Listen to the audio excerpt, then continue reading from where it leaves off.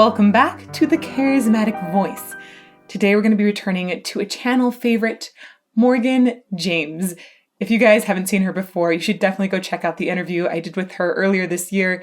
She is just such an awesome human and a really knowledgeable and very purposeful singer. She is a delight to listen to, and I have yet to hear one of the songs that you all have recommended the most for Morgan James. This is going to be Take Me to Church. This was done in collaboration with Postmodern Jukebox. I love everything that I've heard by Postmodern Jukebox. In fact, I'm even going to be going to a concert in October with Postmodern Jukebox. They're just fantastic. So I'm really excited to see this collaboration between Morgan and Postmodern Jukebox on Take Me to Church, which is an awesome song. Take Me to Church was released in 2013. I remember just being blown away by hearing this vocal on the radio. Very powerful, very emotional. It was the debut single by Hozier, and it launched Hozier to fame. So, without further ado, let's get to it. My lover's got humor. He's the giggle at a funeral. Knows everybody's disapproval. I should have worshipped him sooner. If the heavens ever did speak, he's the last pure mouthpiece. Every Sunday's getting more bleak. A new poison every week. We were born sick. I heard. Morgan is so specific about a lot of different things that she's doing vocally. I'm sure that she feels things and makes choices in the moment because she's just got so much mastery over her instrument. She definitely does some improvisation.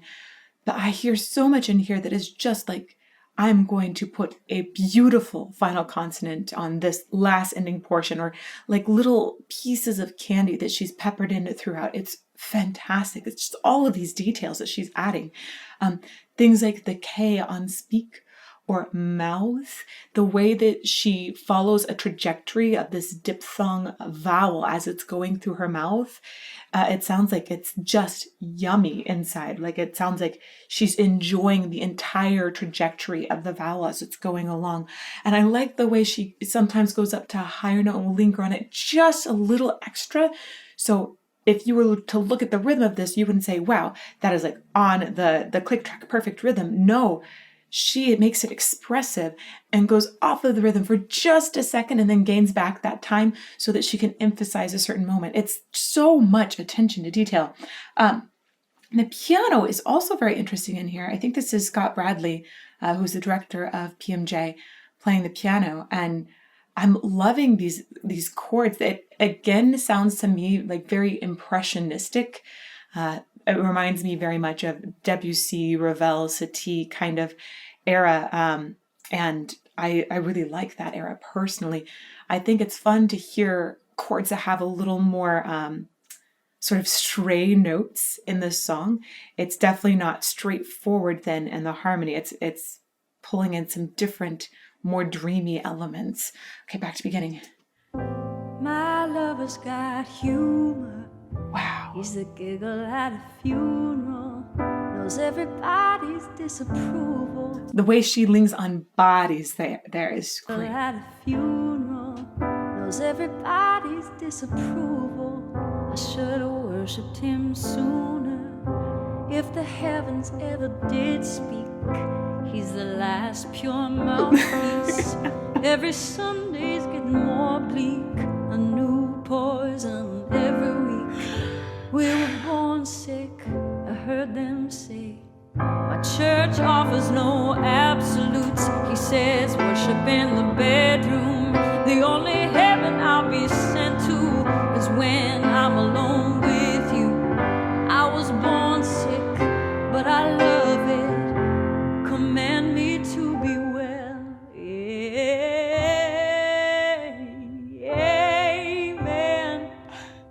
Amen. I love the journey. Like, it's so cool. Both of them are really carefully building up the dynamic. And tone quality wise, that means that Morgan had more breathiness in her initial tone quality and then essentially made a more condensed sound that when she got louder. By the way, vocal vocology-wise, voice science-wise, that means that she built up a little bit of additional subglottic pressure, and also thought, well, maybe didn't specifically think about it, but her cords then closed a little bit more too, to create a little more of that volume. This is so cool. I love the way that they are really in the details. You can hear this like almost like a graph as it's going up and gaining the volume there. Wow. I love all of the details that both of them are adding to this. Let's go back a little bit. Also, I like the way she's showing her upper teeth. You can hear a little more forward twang in the sound. She naturally has a deeper color to her voice. And when she gives a little more teeth to it, you often get a little more forward buzz, essentially. And she's really doing that in the amens here. Well, amen.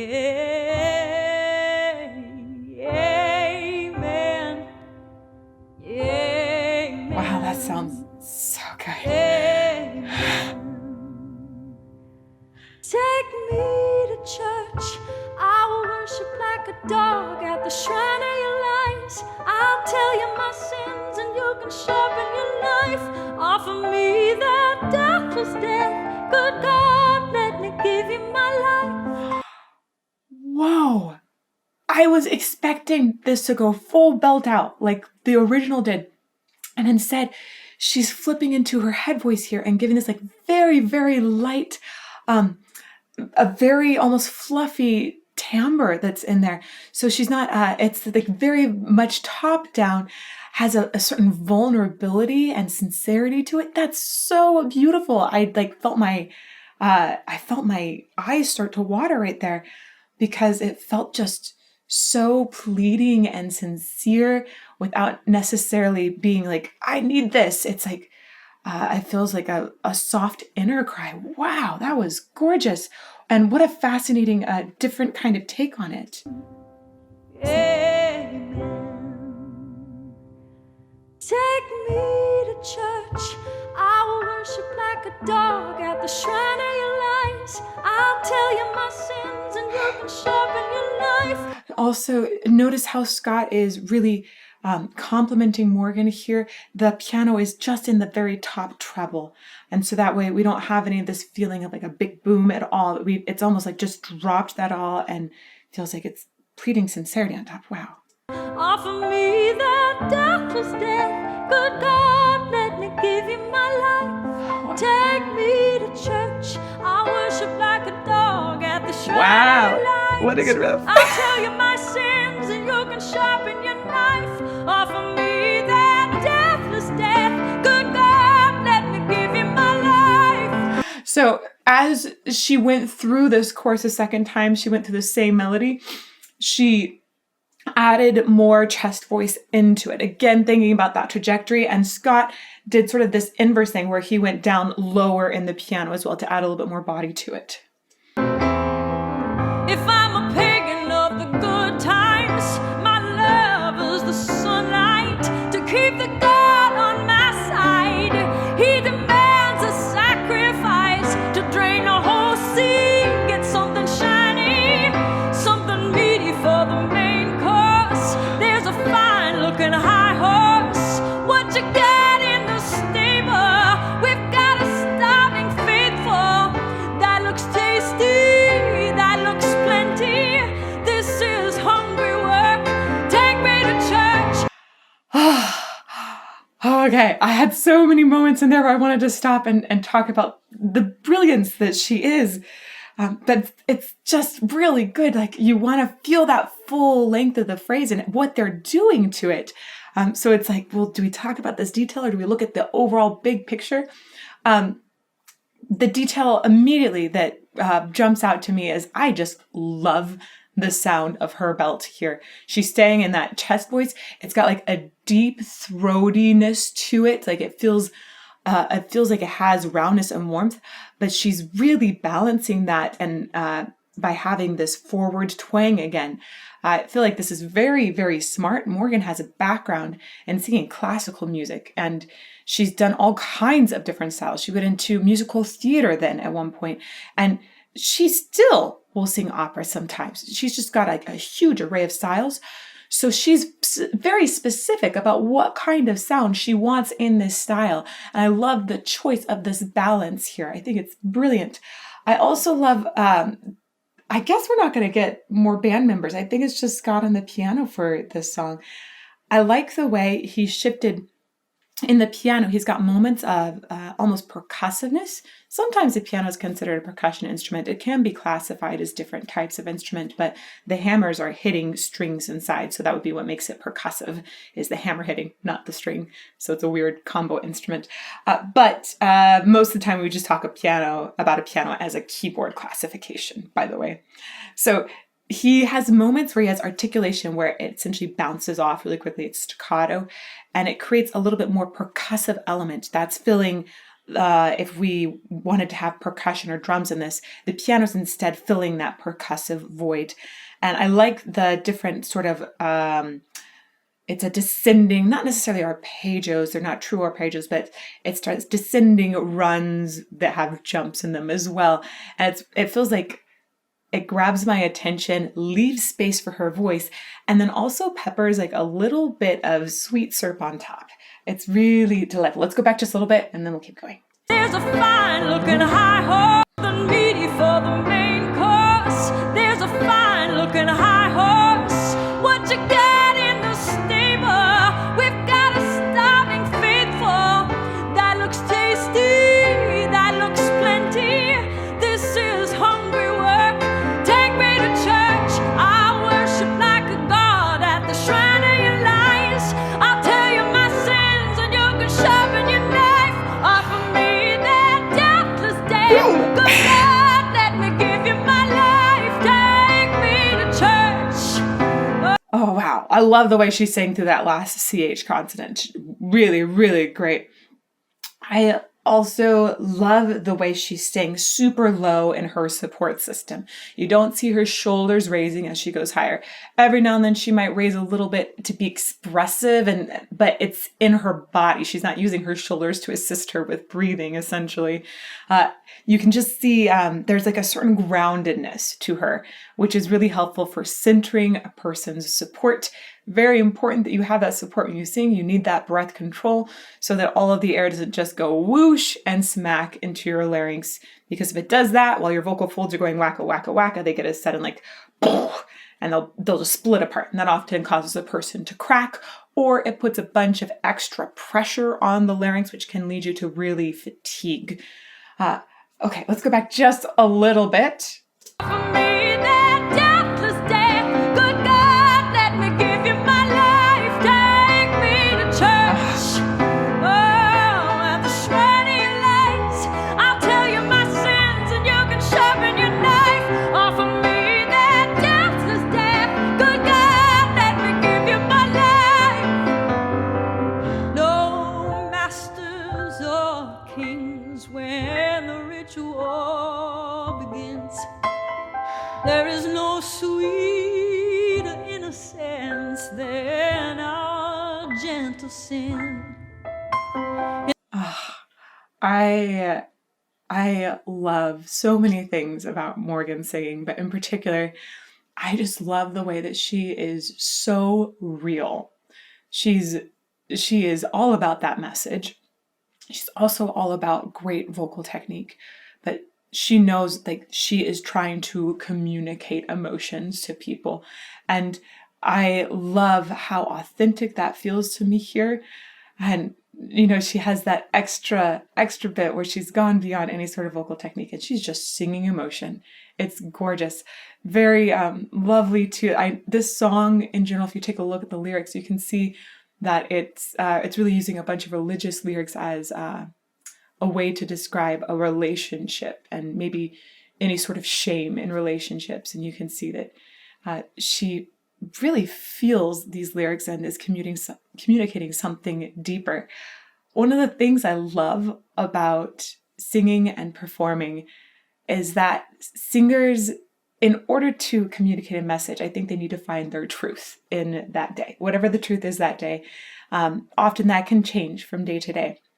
But really great songs have lyrics that you can connect to in different kinds of ways. And so I love that singers like Morgan, when she's delivering this to us, it feels so true now. And a couple years from now, I guarantee you that we would feel that truth again, but maybe in a different kind of way, because Morgan's evolved as a person, and as we all evolve, and maybe it has a slightly different point of view on it. It's such a beautiful thing when people are able to tap into that daily truth in whatever that song message is. And she's great at it. I love it, love it, love it. Let's go back here again. When the ritual, oh, right here. No masters or kings, when the ritual begins. Wow. There is no sweeter innocence than our gentle sin. In the madness and the soil of that sad earthly scene, only then am I human, only then am I clean. Okay, one other thing you should know about Morgan, she hates any sort of tuning. So she is very adamantly against any tuning in post-production. We've had conversations about this. It is a value that she stands for very, very strongly. Even when tons of things today are being tuned, and that's almost an expectation that people have when they hear a song on the radio, Morgan will not do any sort of post-tuning. So if you're wondering, is this real? Is this completely, has there been anything done in post to her tuning? The answer is no. It is completely her. Only then am I clean. Take me to church, I'll worship like a dog at the shrine of your lights. I'll tell you my sins and you can sharpen your knife. Offer me that deathless death. Good God, let me give you my life. Take me to church at the shrine of your lights. Though you can sharpen your knife, offer me that deathless death. Good God, let me give you my life. Amen. Amen.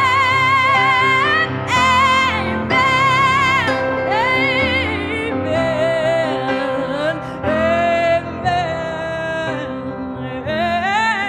Amen. We're going to go back a little bit to this section. I don't want to say much about it other than you just have to feel it. When she gets going here, it's like you can feel how her whole body is engaged in just communicating that emotion again. It's incredible. I actually feel like I have more goosebumps from this version than Hosier's version. I loved Hosier's version. When I first saw it on the radio, I was just like, wow, this is really incredible. This to me is so profoundly touching. It's gorgeous. Maybe here? And you can sharpen your knife. Offer me that deathless death. Good God, let me give you my life. Take me to church at the shrine of your lights. Oh, you can sharpen your knife. Offer me that deathless death. Good God, let me give you my life. Amen.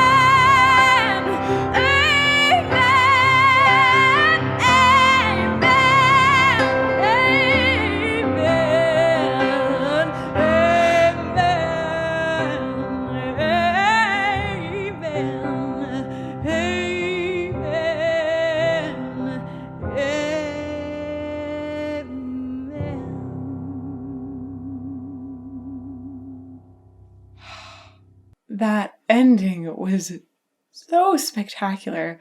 I love the way that she lingered on the N of amen, just held the N out. Instead of lingering on the vowel, the N is a consonant, it's a nasal consonant that you can linger on, and it's a beautiful way to draw things to a close. I also loved the way that they worked together on slowing down that tempo at the end. That's something that we miss a lot of in sort of the more contemporary music that is just going on the radio. Again, that click track, it's usually fairly rigid, a very steady tempo in the grid the whole time. When you have a pianist and a singer working together, those two people can coordinate push and pull in the tempo much easier than you can if you're producing an entire track with, tons of different sounds, or even working in a huge orchestra. Then you really have to rely on a conductor to push and pull that tempo a little more. This partnership between them and the push and pull in the song was beautiful. And I love the arrangement. It's the ebbs and flows, the way it grew and then drew back and then grew. I love the way that Morgan was using dynamics in her voice, but also different timbres to grow and take away, and also using different registration to enhance that as well. And I love the way that Scott was using different registers on the piano as well, and different kinds of articulation, and certainly different playing patterns. There was so much that he was doing to complement that. It was just such a great arrangement of this song. I'm a big fan, really, really big fan of this. So thank you to everyone that recommended it, and thank you to Morgan and Scott for your brilliant musicianship. That was incredible. I feel so lucky to get to listen to both of you. It's amazing. If you guys do want to continue making recommendations, please put those in the comments below this video. That's where we look for them the most.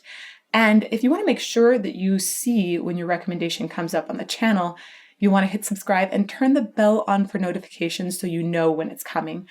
And if you want to come and find us during those big premieres, we're here every Monday, Tuesday, and Friday at 8 a.m.